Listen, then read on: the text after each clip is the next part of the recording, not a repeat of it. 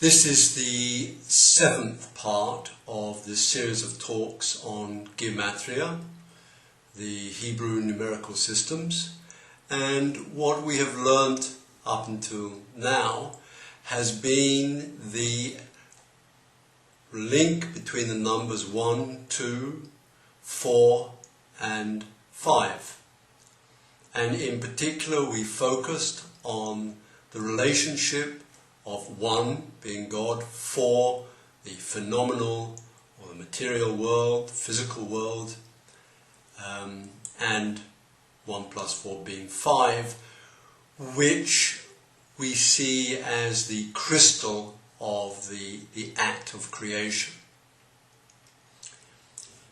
If you remember back in the introduction to the numerical systems,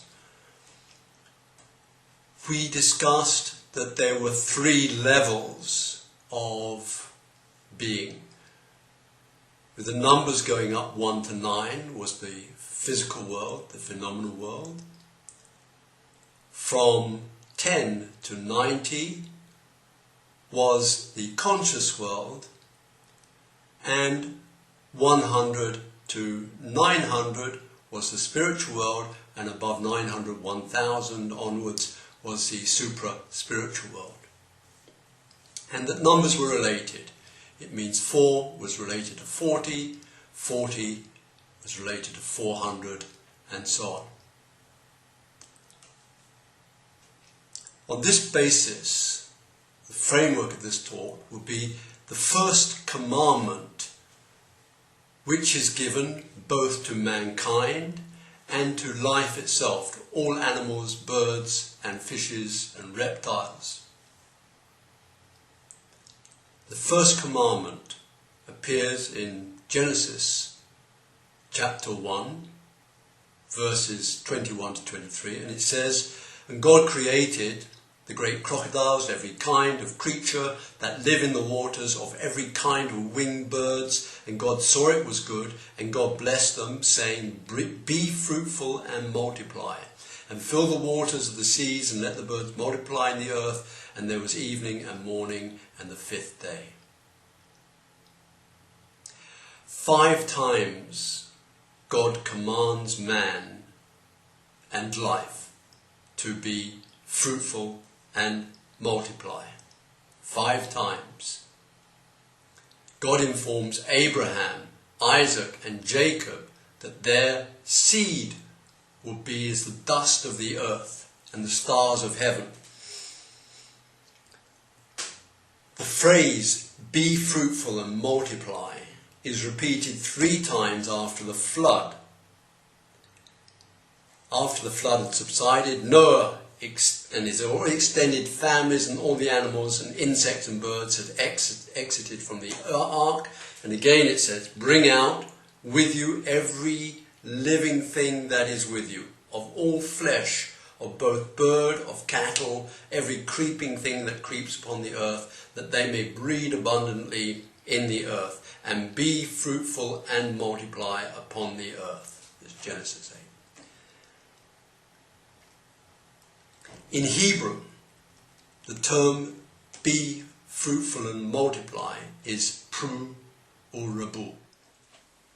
So let's take a look at this term, "be fruitful and multiply." Pru or rabu. Pru is fruit, or pri. Pri is the word for fruit. U is simply and, it's a vav. And rabu is the term multiply. So it is written Pe Resh Vav, pru, a command to be fruitful, Ve or U means and, Rabu, multiply, Resh, Bet, Vav. Here again, Pe Resh Vav, pru, Vav, Resh, Bet, Vav. From the geometrical point of view, the numbers are 80, 200, 6, 6, 200, 2, 6. If you add all this up, it comes to 500. What is the significance of this term, pru and rebu. So the significance of this 1-4 linkage and of the number 5 cannot be underestimated. It is representing life itself. It's the thing that makes the world tick. And as we see in this relationship between units, decanes and centanes, 5 is linked to 50 and to 500. 50 is the number of the Jubilee year. It's the number of return in terms of social conditions.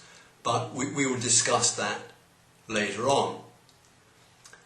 The number 500 is the number return in a spiritual sense. It's the process of rebirth. And for this reason, the commandment, be fruitful and multiply, actually occurs on the 5th day of creation and is repeated 5 times in the book of Genesis. And the commandment is towards a spiritual rebirth. So, how does being fruitful and multiplying give us spiritual rebirth? And here we're shifting away from, let's say, a concept in Buddhism, which is if you sit through isolation and meditation, you can achieve nirvana and transit into the next world and never be reborn. Fine. But here we're talking about spiritual rebirth, not only for the individual himself, but also not even for a single generation, but it's through the contribution of the individual in society that he lifts or uplifts this society to a higher level as a whole. And so the next generation can benefit from our individual and collective contribution. It's through our children and our children's children and the 1,000s of generations which have existed before us, after Adam, and will exist after our own lives. It's through our teaching of God's laws to our children, that they too teach them to their children, and so on, that society is lifted up and the individual is lifted up with it. It's like a boat on water. As the water rises, so the boat rises, and so all the people in the boat rise with the boat.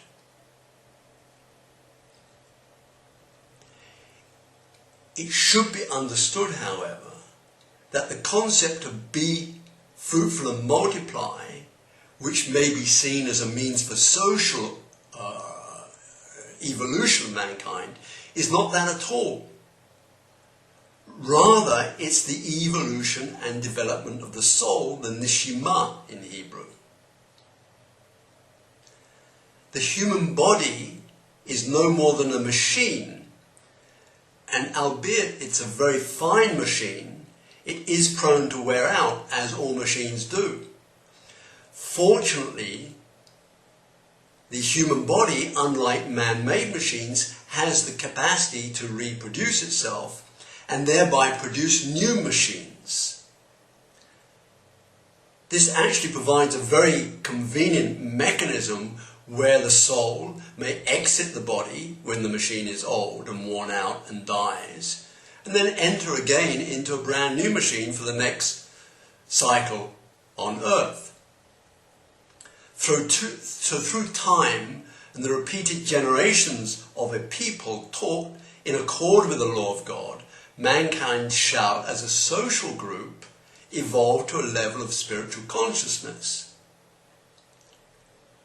But in effect, it is the soul, the neshama, the breath of God, that is evolving to surpass the limitations of the physical world in which we live and reach the world of the 500, which is the world beyond this world. It's for this reason, if we look at in Numbers 13:1 to 15:41, it's when the spies go in to spy out the land, and they come back with the fruits of the Bible. In fact, in the Bible there's 7 fruits. The 5th fruit is the pomegranate. Pomegranate is a fruit which has so many seeds in it, plentiful in seeds, and it represents both fertility of the land and of the people living in it. And so it's for this reason with the spies, when they came back from spying out the land, they came back with pomegranates along with the grapes. So it is said, and they came to the brook of Eshcol, and they cut down from there a branch, cluster of grapes. They bore it between 2 poles, and they brought with them pomegranates and figs. That's in Numbers 13:23. So here we see the importance and significance of 5. We'll discuss 50 later, and 500, the first commandment to mankind and to life itself in the Bible.